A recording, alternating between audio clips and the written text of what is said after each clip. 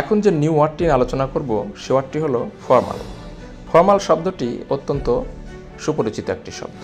তো ভিউয়ার্স, চ্যানেলটি যদি সাবস্ক্রাইব না করে থাকেন তাহলে অবশ্যই চ্যানেলটি সাবস্ক্রাইব করুন এবং বেল বাটন অল করে দিন, যাতে পরবর্তীতে এরকম যে কোনো ভিডিও আপনার কাছে খুব সহজেই পৌঁছে যায়।